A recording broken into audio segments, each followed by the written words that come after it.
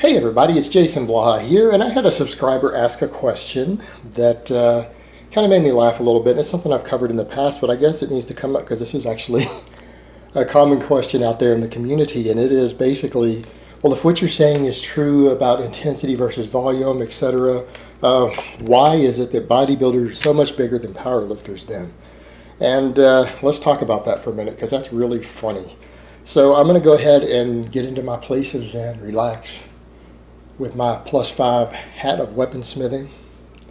Do a little bit of crafting here for all my gamer followers.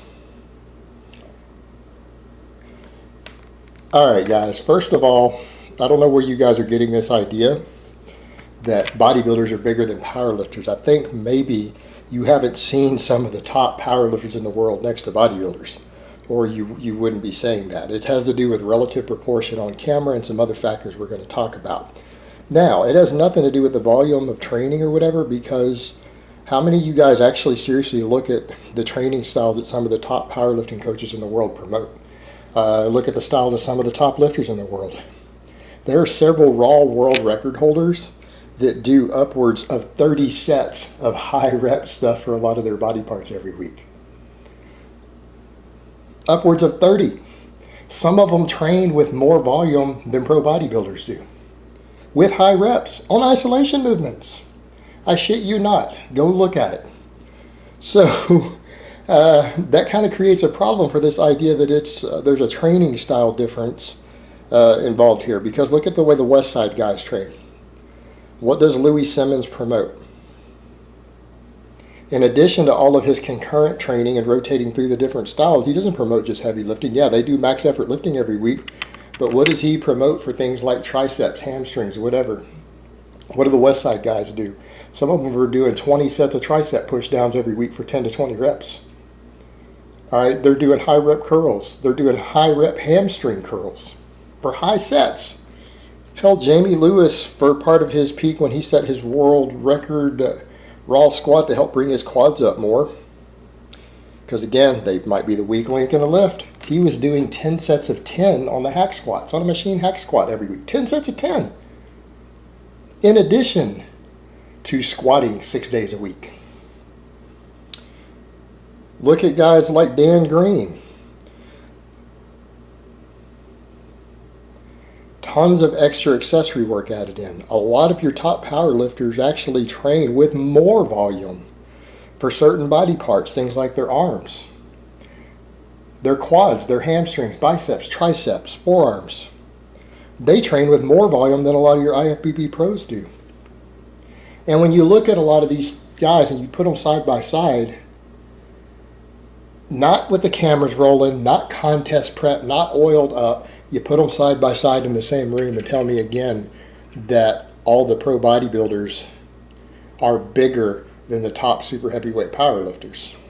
Because there's also weight classes in bodybuilding. A lot of people need to understand that, there are competitive bodybuilders who compete under 200 pounds also. So there are powerlifters who are over 200 pounds. In case some of you weren't aware of that, so it's not a universal statement.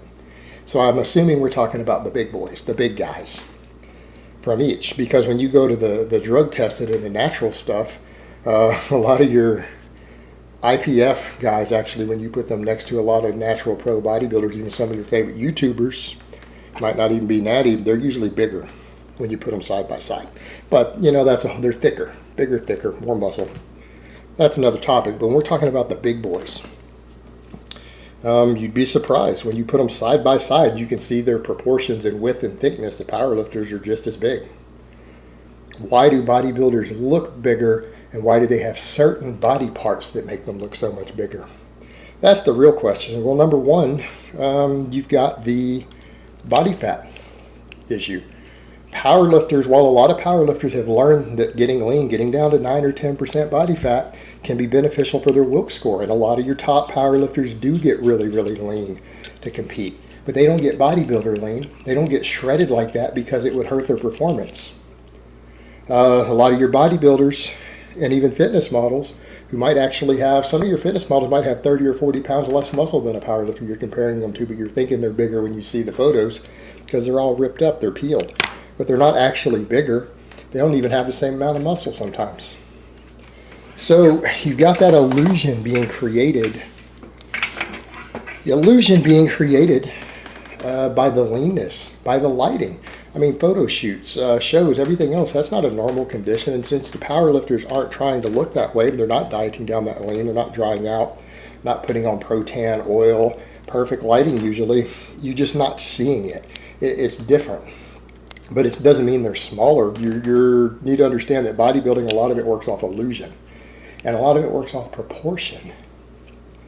So not only is there the lean factor to consider, but then you go, well, how come when I do look at him, yeah, the power lifter, he's just as wide and thick, if not thicker than the pro bodybuilder side by side, but how come his arms and his delts are smaller? But then you look at it and realize that maybe that power lifter actually does some of his arm work with a higher volume than that bodybuilder does. Well, if all this volume with large amounts of drugs equals more size, why has the bodybuilder got a bigger bicep, or bigger tricep, or bigger delt? The answer is staring you right in the face. All serious bodybuilders use site enhancement. It has nothing to do with the training. It has to do with injecting synthol, injecting collagen, even injecting their anabolics directly into these smaller muscles to stretch them out and build up scar tissue. It's not muscle that's making their arms bigger, it's the site enhancement. And some of it's more pronounced than you might think. And again, Flex Wheeler's an example I've used in the past with various photo comparisons. When he was younger, you could clearly see all the synthol. Then he lost all his muscle, dropped down way under 200 pounds, and he still all these big bulges, big, enormous bulges in his arms and delts from the synthol use. And that's when you realize he still has at least 4 or 5 inches of bicep measurement once he had detrained completely that clearly isn't muscle. And that's assuming he's probably lost some. Maybe he's even lost some of it since his pro days. It doesn't stay completely forever. Some of that site enhancement is not 100% permanent. So you're looking at that going, wait, so at least 4 or 5 inches of his arm measurement when he was a pro was site enhancement. And he was considered one of the most shapely and aesthetic guys of all time. What about the guys who really abused all the site enhancement? How much muscle are they faking in their arms and delts? I mean, look at Rich Piana. Do you guys really think when you stop and you look at him, his overall thickness, particularly his back and his thighs, all right, the biggest muscles in the body, do you really think he only has 3 or 4 inches of fake muscle or site enhancement in his arms? You can see the fake muscle in his pecs. He has fake pecs even. He has probably 6 or more inches of arm measurement coming purely from collagen and or synthol. All right, and I'd say that's being conservative. It could be upwards of 8 or 9 inches, easily. He's added inches to his delts with site enhancement. His pecs are even bigger from site enhancement. But then when you see his back looks like the back of plenty of guys I know who are only 200 pounds. I know 200-pound guys with just as big and thick of a back as he has. See the problem there? So some guys really abuse this stuff, but then you look at him and you think he's got enormous amounts of arm muscle and everything. But then you go look at his bigger muscles and he has thighs and lats and everything that are really no bigger than plenty of 200-pound bodybuilders out there. The illusion of site enhancement is one of the biggest reasons, in addition to the low body fat, that bodybuilders, you guys think these bodybuilders look bigger than the powerlifters. But they didn't get any of that from training. None of that's from a training style difference. And the truth is, while powerlifters vary tremendously in how they train, and there are plenty of powerlifters who do zero direct arm work, there are also plenty of powerlifters who, when you look at them, you're not seeing always a difference in them between them and the other guy. But a lot of those powerlifters, in order to get a little bit of extra arm development, are doing absolutely enormous amounts of isolation work. Just like a bodybuilder would trying to bring up a weak body part. Because powerlifters oftentimes think in those same terms. They don't just say, I need some tricep development. They go, well, if my tricep development, which is a small muscle, isn't going to add much to my body weight or hurt my Wilks score if I really train the hell out of it, but it's the weak link in my bench press.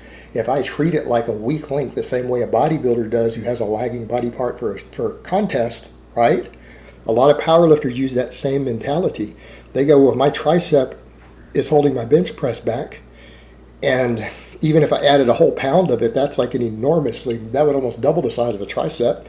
And that's not going to hurt my Wilks score. So I'm going to train the hell out of my triceps. I'm going to get them as big as humanly possible. And they do. They go do 20 or 30 sets for them every week to try to bring them up and balance them out. Because they don't want a weak link holding them back. It hurts their performance. And a bigger muscle is a stronger muscle. So they can add 2 inches of meat to their tricep. Their bench press will go up. Every expert agrees on that, right? So they do that. Yet they have the smaller tricep than the bodybuilder. Why? Because they're not injecting a bunch of shit in it. Because that would hurt their performance. All right, if you inject a bunch of stuff into a muscle, it can't contract as optimally. You're reducing force production just a little bit, so they would actually be hurting their gains. But if they build it with real muscle, it will help them with their goal. The fake muscle will reduce strength slightly, but real muscle will improve it. So they go for real muscle and they build as much as they possibly can, but it still ends up being smaller than the bodybuilder because the majority of top bodybuilders do side enhancement. It's the norm, not the exception. And the amount that they do varies tremendously from guy to guy. Some just go overboard and crazy with it, but they still do well in their shows because they're not really punished for it. And some of them even, place second at the Olympia when they have obvious large amounts of it in their arms and shoulders, like Flex Wheeler did. He wasn't punished for that. So the difference is the side enhancement. That's the reason bodybuilders have bigger arms than powerlifters. That's it. Because powerlifters train the hell out of their arms. Many do, not all, but a lot of them do. And then you're looking at them going, why doesn't he have 23-inch arms? Because he's not shooting a bunch of shit at them. That's it. So what it comes down to at the end of the day, there's 2 real factors. The illusion of size created by lighting, leanness, dehydration, oil, fake tan, everything else, the illusion created there, combined with side enhancement for those smaller show muscles, those muscles that people really tend to notice, stand out in pictures and everything, biceps, triceps, delts, those show muscles.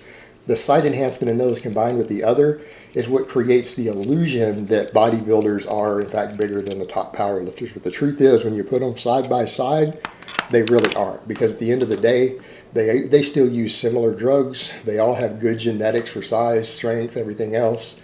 And ultimately, the difference is pretty minimal in terms of their overall size. Once you get them side by side, you'd be surprised. Again, when you stop looking at just the side enhancement muscles, take your eye off the bicep for a minute. It's full of oil or collagen or both. And look at the big muscles, the back, the pecs, the thighs, and you'll notice they really are the same size. All right, guys, but that's really all I have to say on that today. I hope it's been informative, and I will talk to you guys next time.